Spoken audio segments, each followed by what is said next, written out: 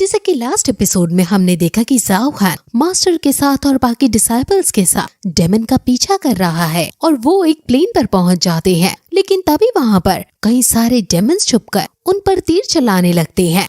Master अपनी flame से उन सभी तीरों को जला देते हैं और उनको बाहर आने पर विवश कर देते हैं और फिर सभी डिसाइपल्स उन डेमन से लड़ाई करने लगते हैं। लेकिन तभी वहाँ एक डेमन पॉइजन छोड़ देता है। मास्टर तुरंत अपनी फ्लेम से पॉइजन हटाते हैं, लेकिन आसपास के बच्चे पॉइजन के कांटेक्ट में आकर बेहोश हो रहे हैं।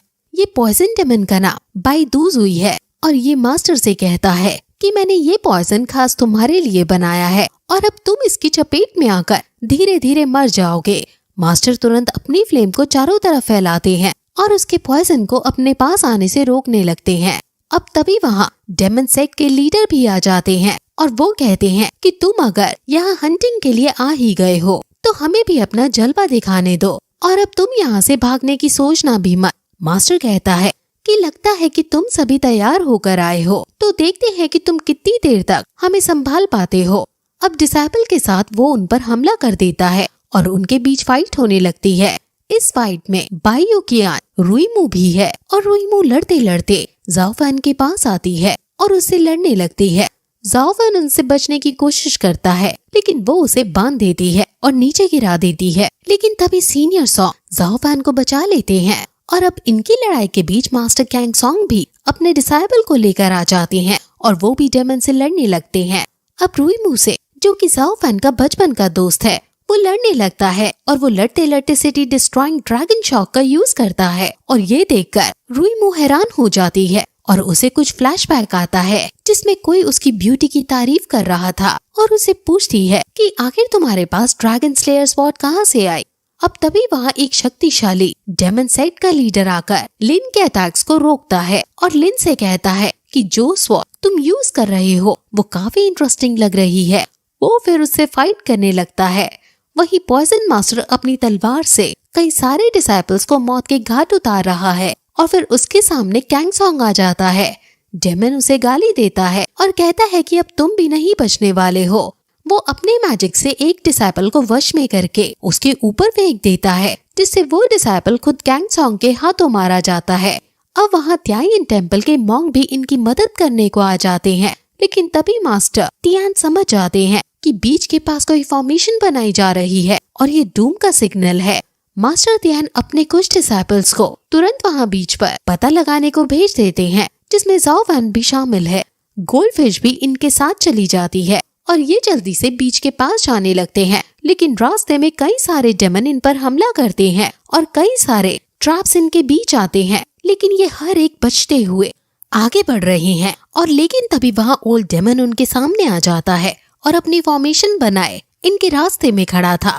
ज़ाओ फैन सबसे आगे था, इसलिए वो इसके पास जाकर अपनी स्टिक से हमला करता है और बाकी लोग भी इस पर हमला करते हैं। लेकिन ये ओल्ड डेमन काफी टाइम से यही फॉर्मेशन बनाकर बैठा था, जिस वजह से उनमें से कोई भी ना तो इसे हरा पा रहा है और ना ही आगे बढ़ पा रहा है। लेकिन फिर ज़ाओ फैन अकेला आगे बढ़ता है और अपनी सारी शक्ति और स्टिक का यूज करके डेमन से लड़ाई करता है और वो उसकी एक आंख फोड़ देता है और उनको थोड़ा सा टाइम मिल जाता है और वो लोग तुरंत आगे बढ़ने लगते हैं। लेकिन एक डेमन पीछे से ज़ाओ फैन को गिरा देता है और ज़ाओ फैन को उसकी शक्ति लगने ही वाली थी कि तभी सीनियर लू वहाँ आकर उसे बचा लेती है और खुद डेमन पर हमला करके उसे निस्तानाबूद कर देती है। ज़ाओ फैन सीनियर लू को धन्यवाद कहता है और वो सभी बीच की तरफ और तेजी से भागने लगते हैं।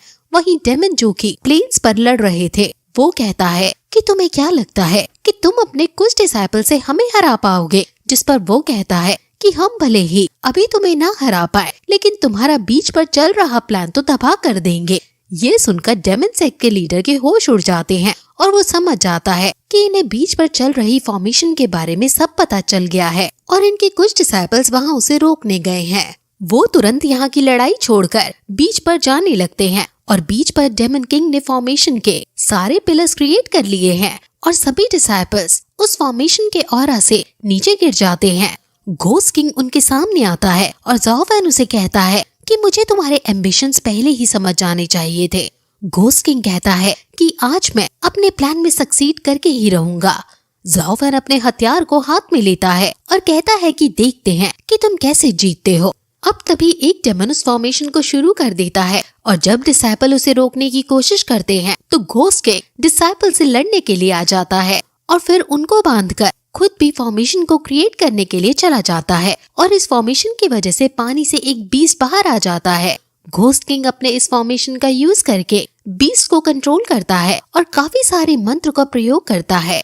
वो मंत्रों से बीस्ट को एक घेरे में डाल देता है और वहाँ एक फर्नेस जैसा कुछ लाकर अपने मंत्र फिर से जैसे ही बोलना शुरू करता है वैसे ही डिसाइपल्स उस पर हमला कर देते हैं और घोस्ट किंग अकेला ही उनसे अब लड़ने लगता है। उनके बीच आइकॉनिक लेवल की फाइट होती है लेकिन घोस्ट किंग उनको पीछे धकेलने में सफल हो जाता है। वो बीस्ट उस घेरे में अब पागल सा होने लगता है और तभी फिर बहुत सारे डेमन भी वहाँ आ जाते हैं जो डिसाइपल पर हमला कर देते हैं। ज़ाओफन अकेला ही इसलिए घोस्ट किंग से लड़ने के लिए जाता है और अपनी स्टिक से उसे हराने की कोशिश करता है और दोनों के बीच बहुत ज्यादा फियर्सफुल बैटल होती है जिसके अंत में घोस्ट किंग ज़ाओफन को जकड़ लेते हैं लेकिन ज़ाओफन का ईविल ऑरा बाहर आ जाता है और वो कैद से छूटकर घोस्ट किंग पर हमला कर देता है। घोस्ट किंग भी अपने पोटेंशियल का यूज करते हुए उसको फिर से पकड़ने की कोशिश करते हैं और कहते हैं कि लगता है तुमने अपने मैजिक वेपन को अच्छे से चलाना सीख लिया है, जिस पर वो कहता है कि भले ही ये वेपन ईविल हो लेकिन मैं हमेशा इसका यूज सत्य और धर्म के लिए करूँगा। जिस पर वो कहते हैं कि ऐसा बच्चा जिसे तिनके भर की भी नॉलेज नहीं है वो आखिर सत्य और धर्म का फैसला कैसे करेगा।